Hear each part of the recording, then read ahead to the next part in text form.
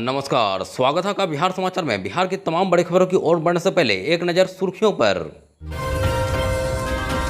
अब बिहार में संभावित बाढ़ ने बढ़ाई सरकार की टेंशन। सीएम नीतीश ने हवाई सर्वे पर हालात का लिया जायजा, अधिकारियों को दिए जरूरी निर्देश। अब घर बैठे भी कर सकते हैं कमाई, समझिए क्या है सीएम नीतीश कुमार का होम स्टे योजना। अगले महीने होगा दरभंगा एम्स का शिलान्यास, पीएम नरेंद्र मोदी रखेंगे नींव, स्वास्थ्य मंत्री नड्डा का ऐलान।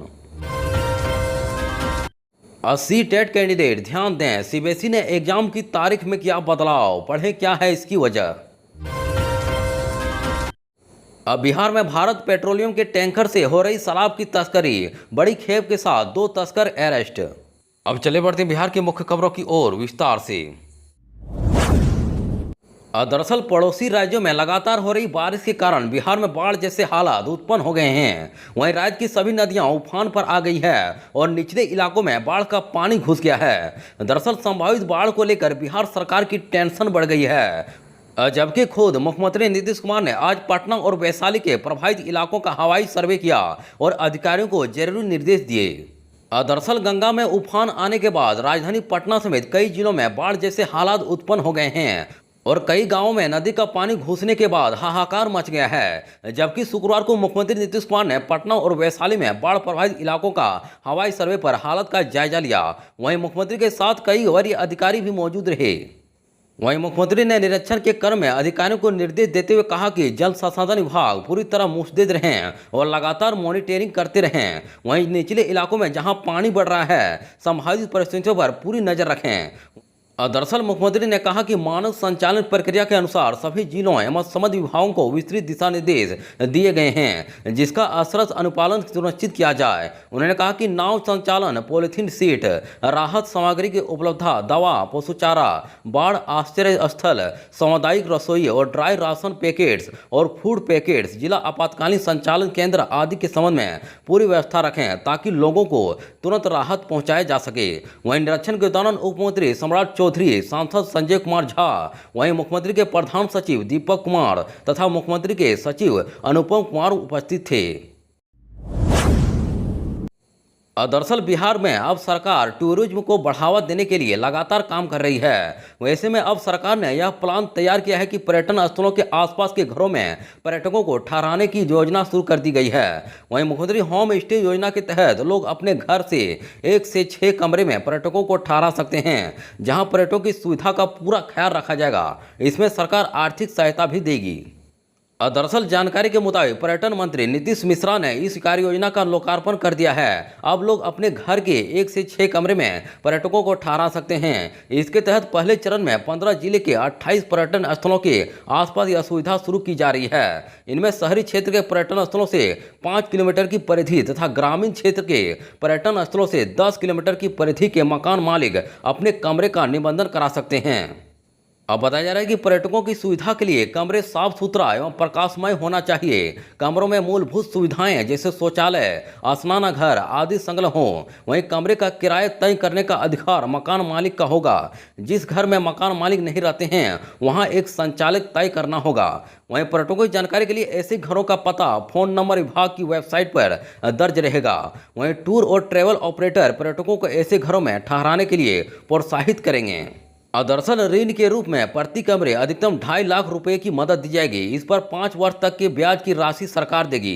वहीं 3 माह में उन्नयन कार्य पूरा कर लेना होगा। वहीं बीच में योजना को बंद करने पर ब्याज राशि वापस ले ली जाएगी। आवेदन करने के बाद क्षेत्र और मुख्यालय स्तर पर जांच के बाद ही घर को योजना में शामिल किया जाएगा।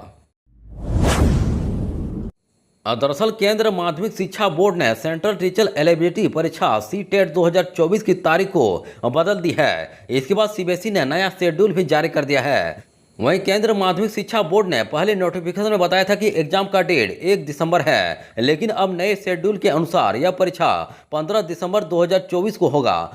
हालांकि सीबीएसई का यह भी कहना है कि उम्मीदवारों के ज़्यादा होने पर परीक्षा को 14 दिसंबर 2024 को भी आयोजित कराया जा सकता है। दरअसल सीबीएसई ने प्रशासनिक कारणों से सीटेट दिसंबर 2000 परीक्षा की तारीखों में बदलाव किया है। अब यह परीक्षा 15 दिसंबर को आयोजित की जाएगी। वहीं परीक्षा के लिए रजिस्ट्रेशन 16 अक्टूबर तक करा सकते हैं। दरअसल इस बार भी परीक्षा ऑफलाइन मोड में आयोजित की जाएंगी। वहीं सामान्य वर्ग के उम्मीदवारों को एक पेपर के लिए 1,000 रुपये और दोनों पेपरों के लिए 1,200 रुपये का आवेदन शुल्क देना होगा। दरअसल बिहार के दरभंगा में एम्स अस्पताल का शिलान्यास अगले महीने होने वाला है। वहीं इस बात का ऐलान खुद केंद्र स्वास्थ्य एवं परिवार कल्याण मंत्री जेपी नड्डा ने किया है। वहीं नड्डा ने कहा कि प्रधानमंत्री नरेंद्र मोदी दरभंगा एम्स का शिलान्यास अगले माह करेंगे। वहीं एम्स के लिए जमीन बिहार सरकार उपलब्ध कराती है। यह दरअसल 1,200 करोड़ रुपये इसके विकास के लिए है और भी पैसे दिए जाएंगे। दरअसल पूरा दरभंगा ही लोलैंड एरिया है, लिहाजा राज्य सरकार की तरफ से जो जमीन दी गई है वह भी लोलैंड एरिया ही है। वहीं नड्डा ने कहा कि एम्स के लिए प्रभावित जमीन पानी भरा रहने का खतरा रहता है। वहीं राज्य सरकार ने इस जमीन को भरने की भी सहमति दे दी है, लेकिन केंद्र चाहता है कि इस जमीन को न भराकर इसका उपयोग किया जाए, इसलिए IIT दिल्ली से तकनीकी सहयोग मांगा गया है। दरअसल IIT दिल्ली को एम्स भवन का ऐसा डिजाइन तैयार करने का जिम्मा दिया गया है जिससे पानी भरने की स्थिति में अस्पताल के संचालन में कोई बाधा नहीं आए। वहीं राज्य सरकार ने दरभंगा एम्स निर्माण के लिए 187 एकड़ जमीन केंद्र को उपलब्ध करा दी है। दरअसल बिहार में शराबबंदी भगवान की तरह हो गई है, जो दिखती तो नहीं लेकिन हर जगह मौजूद है। वहीं देश के दूसरे राज्यों से शराब की बड़ी खेप लगातार बिहार पहुंच रही है।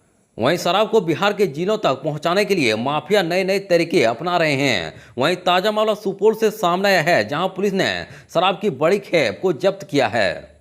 दरअसल शराब तस्कर तस्करी के नए नए तरीके अपनाकर इसे अवैध तरीके से परिवहन करने और बेचने में लगे हैं। वहीं प्रतापगंज थाना की पुलिस ने भारत पेट्रोलियम के टैंकर से शराब तस्करी का खुलासा किया है। दरअसल प्रतापगंज थाना पुलिस ने टैंकर से 2,037 लीटर अंग्रेजी शराब को जब्त किया है। वहीं मौके से 2 शराब तस्कर को भी गिरफ्तार किया गया है। दरअसल सुपौल SP शेषव यादव ने कहा कि प्रतापगंज थाना क्षेत्र में गुप्त सूचना के आधार पर NH 57 पर गढ़िया मोड़ के पास वाहन चेकिंग के क्रम में एक वेस्ट बंगाल नंबर भारत पेट्रोलियम लिखे टैंक लॉरी से 2,037 लीटर विदेशी शराब को जब्त किया गया है। वहीं 2 लोगों को गिरफ्तार किया गया है, जिनसे पूछताछ की जा रही है। उफान पर गंगा और बूढ़ी गंडक नदी, 2 वार्डों में घुसा बाढ़ का पानी। दरअसल गंगा और बूढ़ी गंडक के जलस्तर में लगातार हो रही वृद्धि से खड़गिया में भी बाढ़ ने भयावह रूप धारण कर लिया है। वहीं जिले का परबत्ता, गोगरी और खड़गिया सदर प्रखंड पूरी तरह से बाढ़ से प्रभावित हो गया है। अब बता दें कि परबत्ता प्रखंड का आधा दर्जन से अधिक पंचायत बाढ़ के पानी से घिर चुका है।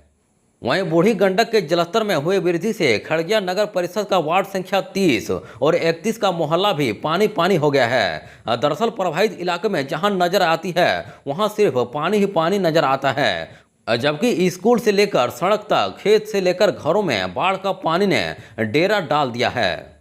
लिहाजा पीड़ित परिवार अपने घरों को छोड़ ऊंचे जगहों पर शरण ले रहे हैं, जहां बुनियादी सुविधाओं का अभाव है। वहीं कुल मिलाकर बाढ़ ने प्रभावित लोगों की परेशानी बढ़ा दी है। इधर बाढ़ पीड़ितों का कहना है कि अब तक जिला प्रशासन की तरफ से कोई मदद नहीं मिला है, सिर्फ कागजों पर बाढ़ आने से पूर्व तैयारियां की जा रही है।